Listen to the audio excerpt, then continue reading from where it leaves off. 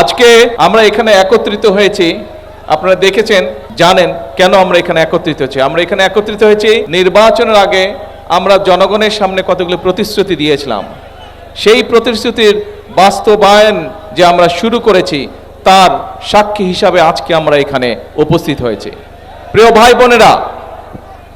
ভাই বোনেরা, আমরা অতীতে অনেক সময় শুনেছি যে বাংলাদেশকে অমুক রাষ্ট্রের মতন বানিয়ে ফেলবো, বাংলাদেশকে তমুক দেশের মতন বানিয়ে ফেলবো।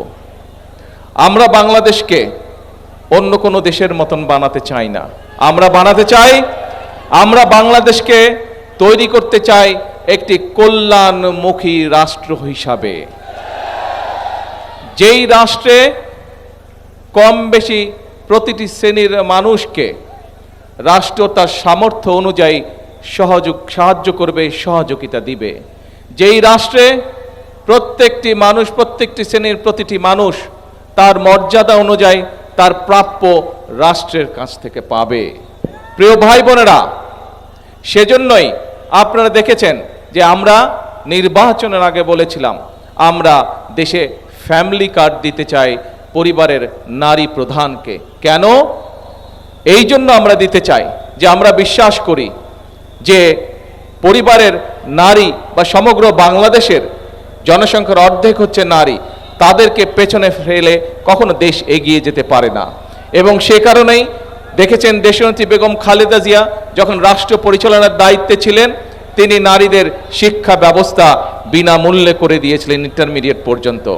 বর্তমান সরকার আমরা সিদ্ধান্ত গ্রহণ করেছি দেশনেত্রী খালেদা জিয়ার সেই পলিসিকে আমরা সামনে এগিয়ে নিয়ে যাব। আমরা তাদেরকে অনার্স পর্যন্ত বিনামূল্যে পড়ালেখার সুযোগ করে দিব নারীদেরকে। এবং শুধু তাই নয়, পাশাপাশি যারা ভালো রেজাল্ট করবে তাদেরকে আমরা সরকার থেকে বৃত্তির ব্যবস্থা করব। অর্থাৎ বাংলাদেশের নারী যে সমাজ, অর্ধেক জনগোষ্ঠী, তাদেরকে আমরা এম্পাওয়ার্ড, অর্থাৎ তাদেরকে আমরা শিক্ষিত করতে চাইছি। একই সাথে শুধু শিক্ষিত করলে হবে না, এই নারীদেরকে আত্মনির্ভরশীল করে গড়ে তুলতে হবে। সেটি গ্রামে থাকুক, ইউনিয়নে থাকুক, উপজেলা থাকুক, যেখানেই থাকুক না কেন, একজন নারী তাকে আত্মনির্ভরশীল হতে হবে। এবং সে কারণেই আমরা ফ্যামিলি কার্ডের পরিকল্পনা গ্রহণ করেছি।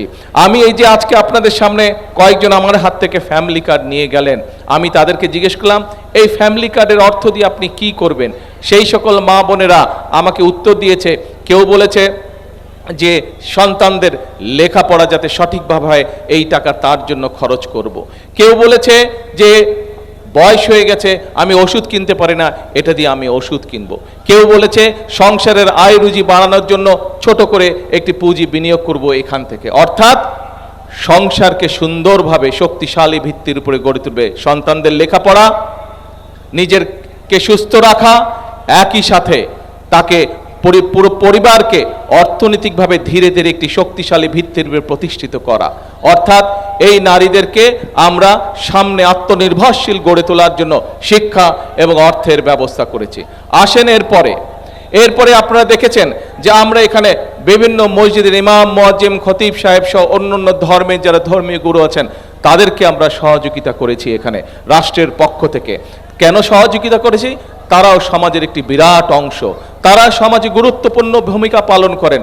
আমরা আমাদের জীবনের বিভিন্ন মোড়ে যখন বিভিন্ন রকম সমস্যায় পড়ি তখন আমরা তাদের কাছ থেকে বিভিন্ন রকম পরামর্শ গ্রহণ করি। অর্থাৎ আমাদের ধর্মে, যে কোনো ধর্মে একজন মানুষের জন্ম থেকে মৃত্যু পর্যন্ত এই মানুষগুলো বিভিন্ন রকম সহযোগিতা এবং পরামর্শ করে থাকেন।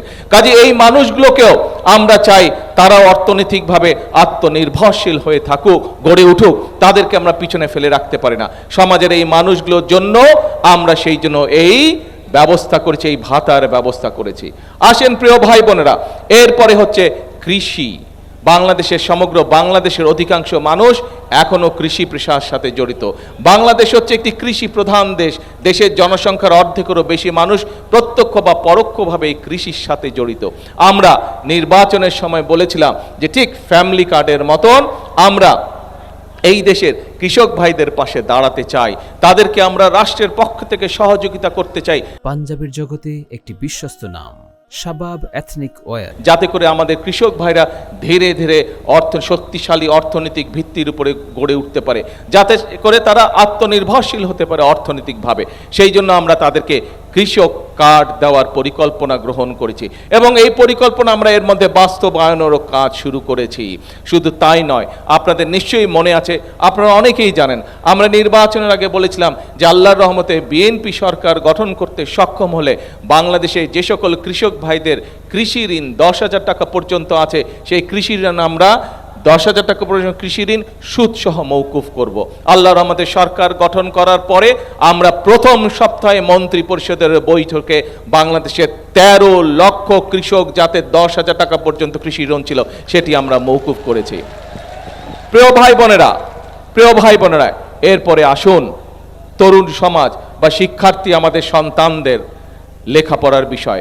এখন যারা ছোট আছে, স্কুলে যারা আছে, কলেজে যারা আছে, এই ছেলে মেয়েগুলোর মধ্যে এই সন্তানদের ভিতরে অনেকে আছে লেখাপড়ায় ভালো, অনেকে আছে বিভিন্ন রকম কালচারাল অ্যাক্টিভিটিসে ভালো, কেউ হয়তো ভালো গান করে, কেউ হয়তো ভালো কবিতা আবৃত্তি করে, কেউ হয়তো ভালো কেরাত পাঠ করে।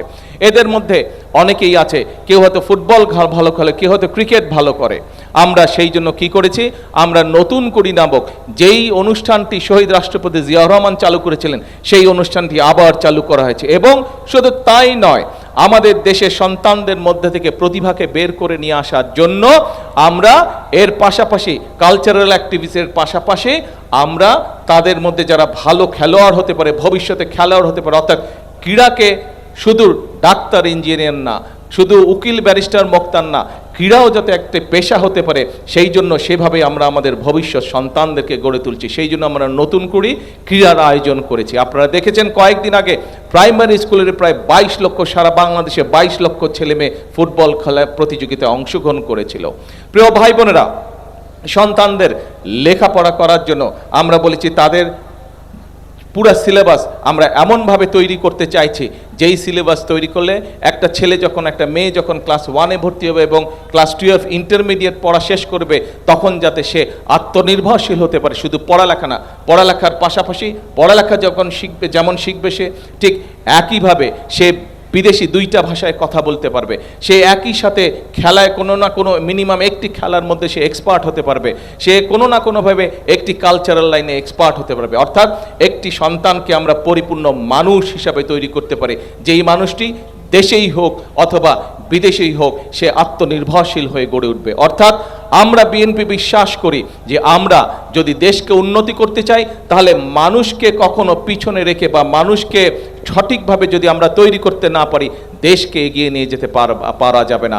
আমরা যতই বড় স্লোগান দেই না কেন, যত বড় স্লোগান আমরা দেই না কেন, মানুষকে যদি আমরা প্রত্যেকটি নাগরিককে, দেশের প্রত্যেকটি নাগরিককে যদি আমরা আত্মনির্ভরশীল হিসেবে গড়ে তুলতে না পারি, দেশের প্রত্যেকটি নাগরিককে যদি অর্থনৈতিকভাবে আমরা আত্মনির্ভরশীল করে গড়ে তুলতে না পারি তাহলে কখনোই আমরা দেশকে গড়ে তুলতে পারবো না।